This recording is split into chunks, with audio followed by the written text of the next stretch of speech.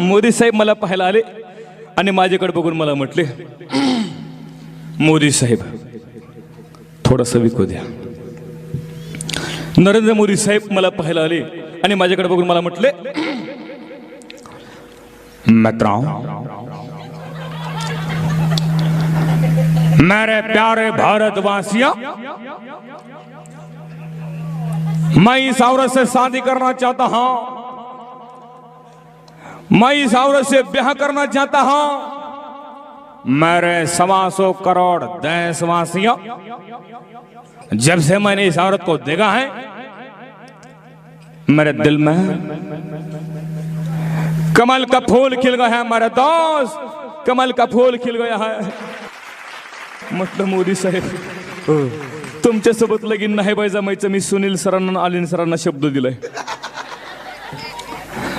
मोदी साहेब गेले, त्याच्यानंतर मला पहिला शरद पवार साहेब आले.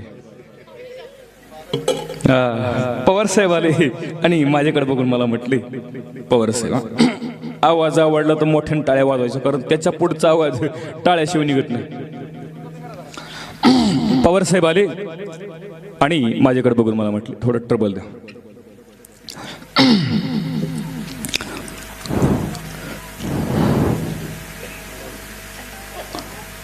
येतोय.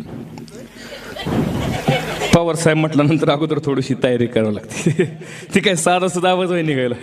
पवार साहेब आले आणि माझ्याकडे बघून मला म्हटले,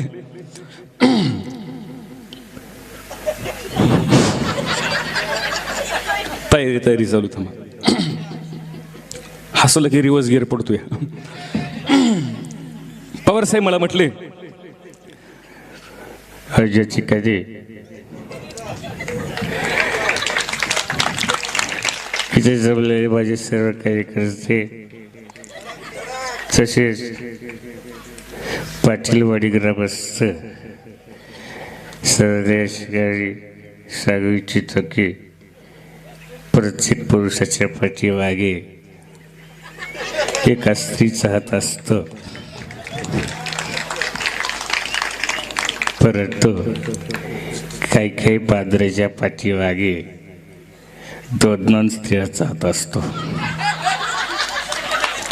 आज या ठिकाणी मला देखील असं वाटतं, माझ्या सुद्धा पाठीमागे या भिकारी बाईचा हात असावा, अशी या भिकारी बाईला या ठिकाणी विनंती करतो आणि मी या ठिकाणी थांबतो. जय महाराष्ट्र.